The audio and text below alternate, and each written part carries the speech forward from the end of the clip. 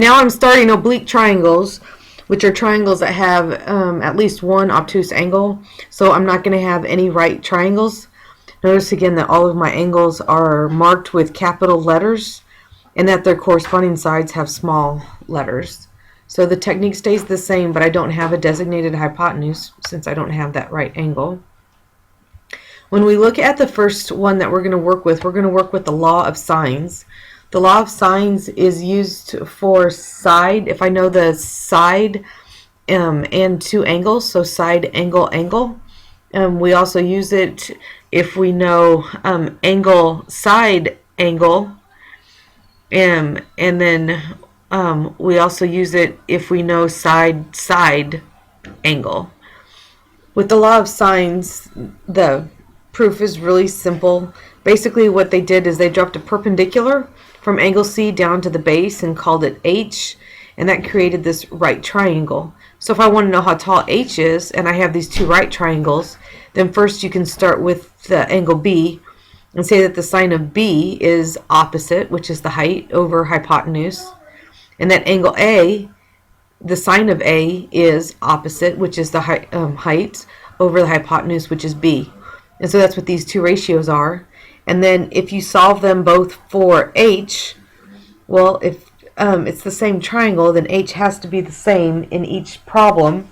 So we say that A times the sine of B is equal to B times the sine of A.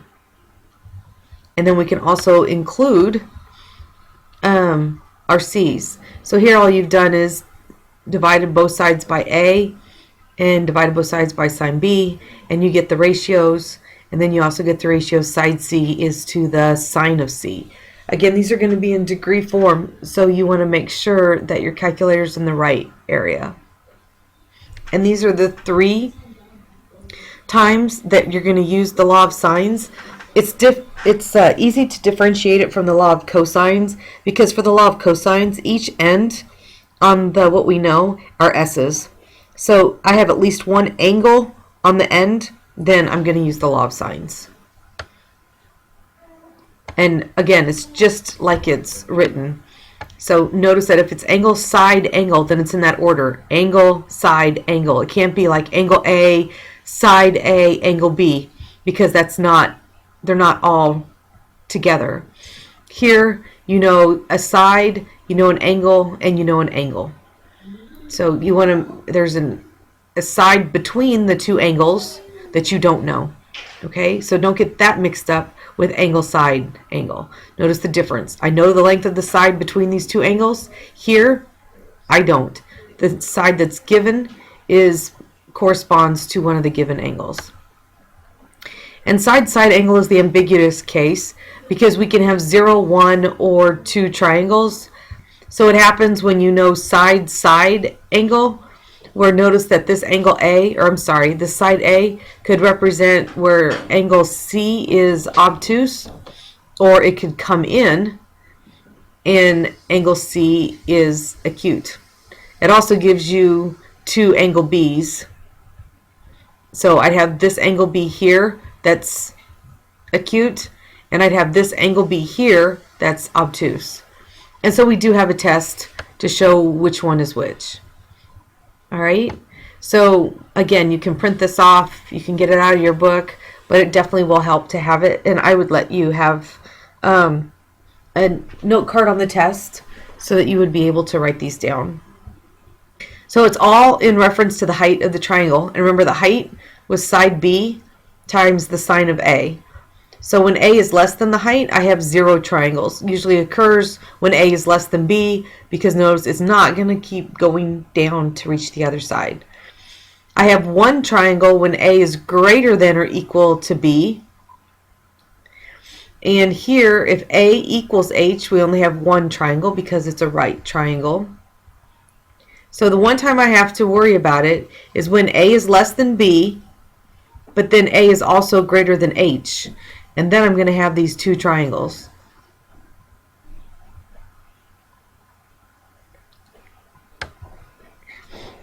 All right, so let's start with a nice simple case. In this instance, you're given angle, side, and they want you to find the remaining pieces of the triangle. So just use your ratio. You're going to use the fact that you're given side 3 over its corresponding sine of its angle. You don't know side C, but you do know the angle that's left over. So using proportions, cross multiply, all right, you can isolate C and get that it's equal to 4.85. When you're given the two angles, it's easy to work with finding the third one because remember, the sum of the angles have to equal 180 degrees. All right, and now all that's left is side B. So again, I know 3 over the sine of 14. I want the length of side B, and I just found out that angle B is 140 degrees. Again, cross multiply, solve for B, and you get the length. Watch the units. If they're giving you application problems and they're telling you that these are in inches or feet, you want to make sure that you label them, as well as labeling your degrees. All right, so here's another one where you're given angle, side angle. So again, I know two angles. So subtract their sum from 180 to get the missing one. And then because right now I can't do anything because I don't know B or A. I don't know any ratio. So I have to find that missing angle so that I have this 4 over the sine of 115. So I can put A over the sine of 32. And then again, I can put 4 over the sine of 115 and B over the sine of 33. And I'm just cross multiplying to get my values for my two sides.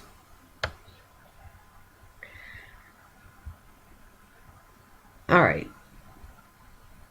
So then here's another example. Excuse me. For side angle. So you know the angle 36, you know 9 and 10. So this is one of those cases where I have to check to see if it's ambiguous. So we're looking and we see that 10 is greater than 9.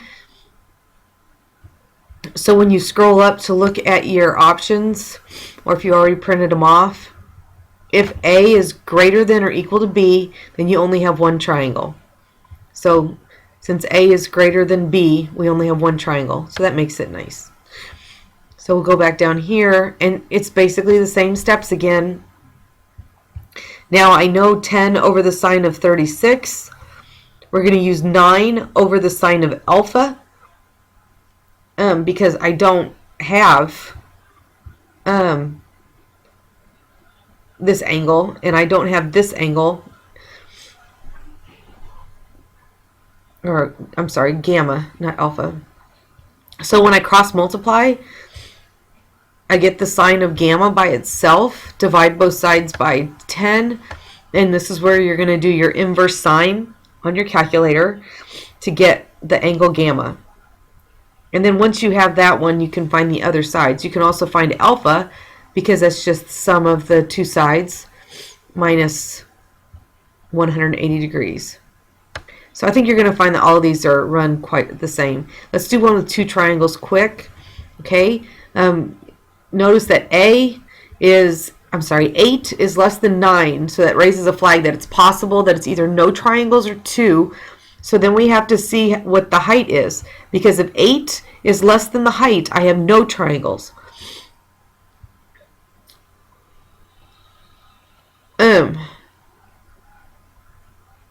And in this case, 8 is greater than the height, so we're going to have two triangles. So how does that work? It's just kind of, take your time through this process. So write down what you know, and looking at this, I see I have the ratio 8 to the sine of 18, and then I'm going to use 9 to the sine of c sub 1. Okay, remember we end up with two angles at the top and two angles at the bottom because we have two different triangles. So we start cross multiply. I do inverse sine and I get 20.34 degrees for angle C. Okay, if this angle would have been greater than 90 degrees, then I would have jumped over here because this is the triangle then that it would be representing. Then I can get angle A by subtracting the sum of the two angles given, and then I'm just going to do my proportion to find that missing side.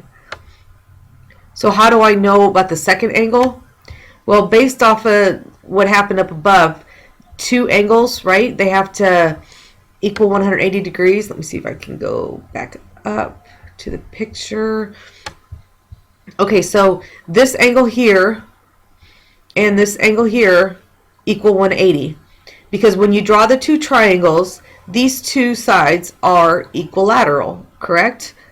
So you at least have an isosceles triangle where these two sides are the same, which means that their opposite angles are also the same. So this angle plus this angle have to equal 180 degrees because they're on a line. But since this inner angle and this angle are the same, then that would give you the same value.